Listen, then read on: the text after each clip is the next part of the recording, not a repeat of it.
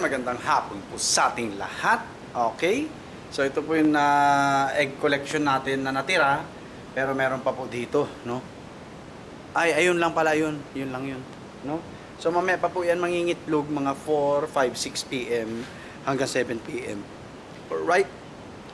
So bago tayo mag-update sa ating mga manok sa kabila at saka sa mga pugo po natin, ay magre-refill na po tayo ng ating mga feeds. Alright? Itong pansisiw, hindi ko muna po to bibilhan dahil wala pa naman tayong pasisiw, no?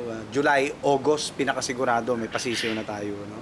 Itong sa pugo natin na quail lay X, bibili na tayo. Hagibis concentrate, no? Para sa mga manok natin sa kabila, bibili na rin po tayo, no?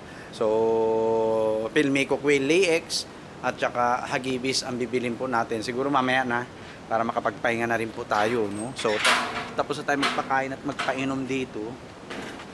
Yan, unahin muna natin dito.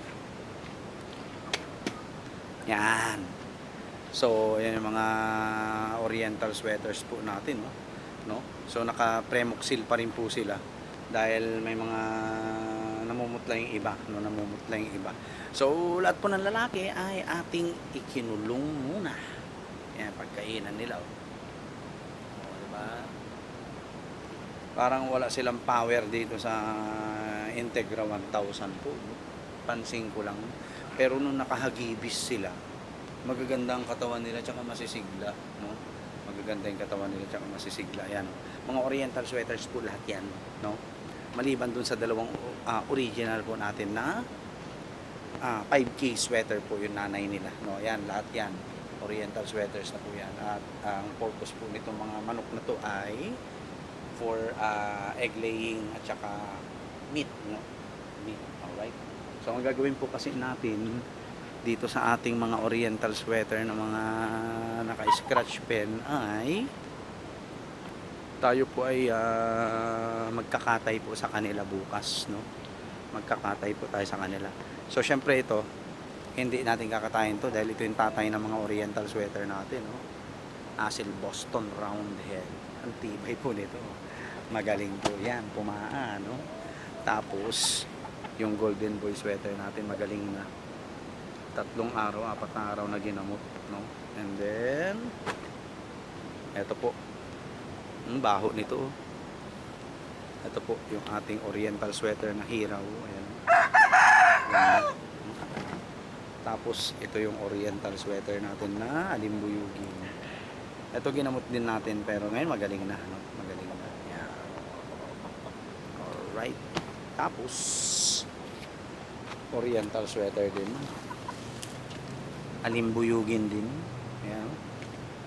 Mga selection natin itong mga to. Tapos oriental sweater gold. Ito matindi.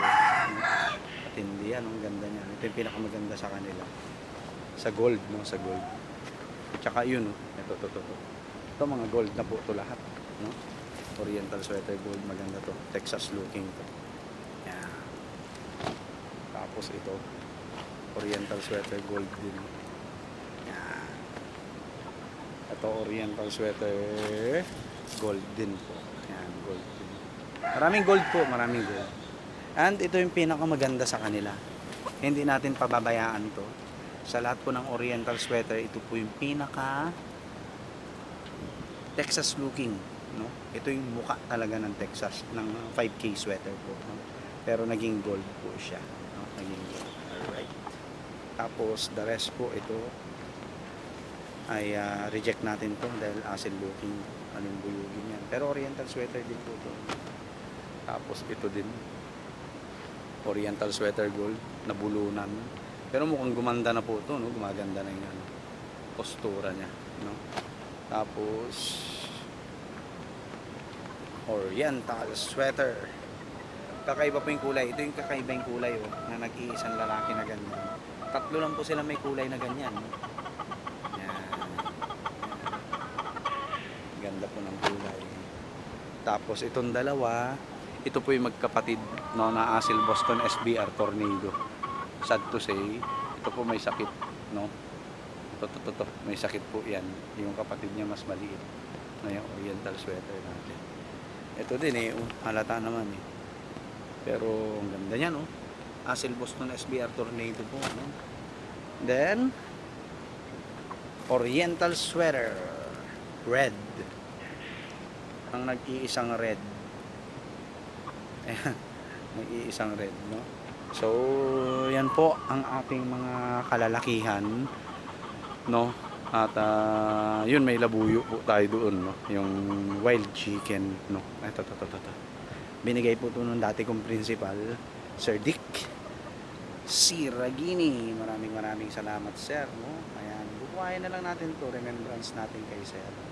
At pag nagkaroon tayo ng pagkakataon na magkaroon ng inahin na ganito, mas maganda na naman, no? Ayan, wild chicken. Iba po ang species nito sa mga domesticated chicken na yan, yung mga alaga natin yan. Iba po, iba. Pero same family. So therefore, pag krinos sila, ay magkakaroon tayo ng hybrid offspring. Alright? So yun lang po, no? Hindi napakain to ng maayos. Hindi po napakain ng maayos yan. Yan yung mga nasa scratch pen. Baka mali yung ano ni mama. Yung kanyang takal, no? Kasi nagsipotlaan sila eh. Tapos pinakain ko kanina ng sapat. Gutom na gutom, men. Ayun, umunga tayo ng itlog. Tara.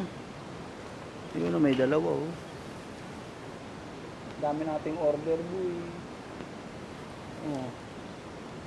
Kunin na natin to. Oh, diba? Meron na tayong dalawa, oh. Oh, ha? Mami na naman yan, boy. Diba? Ikot na tayo dito. So dito naman po, wala naman tayong problema sa ating mga pugo. Tara, ikutan natin. Ayun, dami, oh. Ayan, oh, 4.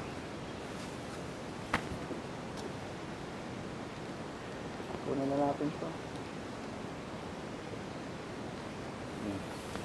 Ayan, oh, 4. O, diba? So meron tayong 6. Mamaya po, marami pa po yan. At 2 days tayo makakapag-ipon. Yes po, no? Ika 3 days ngayon. Ikatlo po ng ipon natin ngayon, bukas hanggang linggo. At para marami tayong maibigay sa mga customer natin ng Lunes. Ang dami na pong kumukuha sa atin, no? Kaya kailangan natin magparami. Alright? So, yan, growing pen 1, 2, 3, 4 pupunuin natin. At magbe-breed po tayo, magpapapisa tayo, meaning, no? Tapos dito po yung ating mga breeders. 100 heads po lalagay natin dyan. 25, 25, 25, 25. Alright? Okay? So ito sila.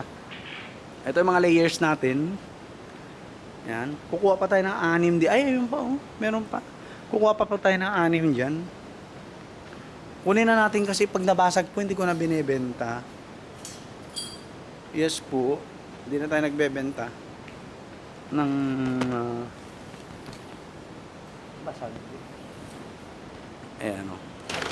Pera na yan, no? Baka maging bato pa. Right? So, ayan po ang ating mga layers. So, yun. Ayan. Ayan. Ayun, meron pa dito.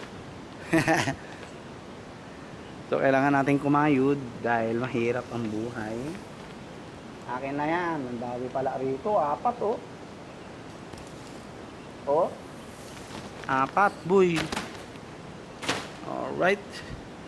Meron pa tayong 6. Okay. So, yung mga nandirito layers po natin. Layers. And yun dito po, pinagsama-sama muna natin mga breeders natin. Yan. Okay naman na yung proportion yan. Ayun yung mga lalaki natin, yung mga dark colored. Ayan, oh. Yan. Yan ang mga lalaki po. Tapos ito mga light colored, ang mga babae. Yan. Lalaki po yan. Ito, babae. No? Yan. Kung mapapansin nyo, may difference talaga. No? O, yan. Alright. Yan. So, maganda proportion na to. 3:9. So, 4 na set yan. Bali, maganda. Saktong-sakto ang proportion po nila. No? So, yun muna sa ngayon. Abang-abangan nyo po yung mga content natin regarding sa incubation. Ayan, may mga incubator po tayo dito. No? By July, mangungulekta na tayo ng itlog ng pugo na i-incubate natin dyan sa mga incubator natin.